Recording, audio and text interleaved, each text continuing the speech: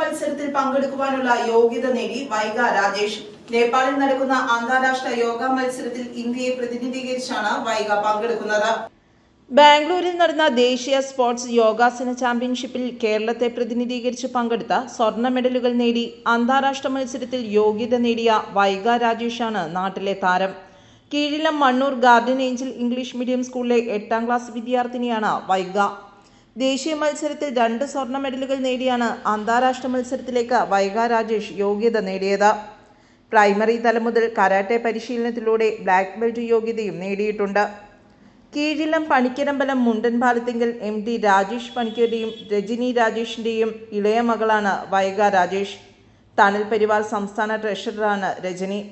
സഹോദരി വിനയ രാജേഷ് ഇഗ്നോ യൂണിവേഴ്സിറ്റിയിലെ ബിരുദാനന്തര ബിരുദ വിദ്യാർത്ഥിനിയാണ്.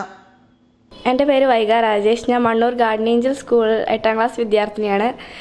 എൻ്റെ സ്കൂളിലെ പ്രിൻസിപ്പൽ വിജി മാമും ടീച്ചേഴ്സും സ്റ്റാഫും വളരെയധികം സപ്പോർട്ടീവായിരുന്നു.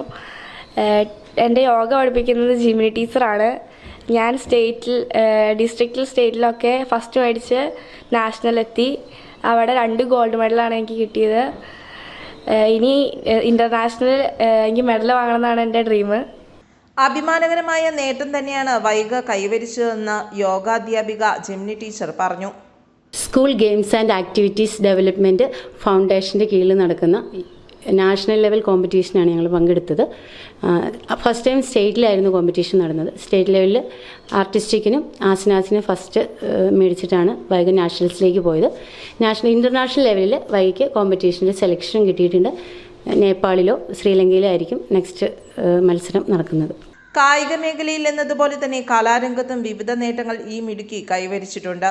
വീട്ടുകാരും കൂട്ടുകാരും അധ്യാപകരുമെല്ലാം പൂർണ്ണ പിന്തുണയുമായി വൈഗയ്ക്കൊപ്പമുണ്ട്. നേപ്പാളിൽ നടക്കുന്ന അന്താരാഷ്ട്ര യോഗ മത്സരത്തിൽ ഇന്ത്യയെ പ്രതിനിധീകരിച്ച് പങ്കെടുത്ത വിജയം കൈവരിക്കണമെന്ന ആഗ്രഹത്തിലും പരിശ്രമത്തിലുമാണ് വൈഗ. News desk, Perumbavoor.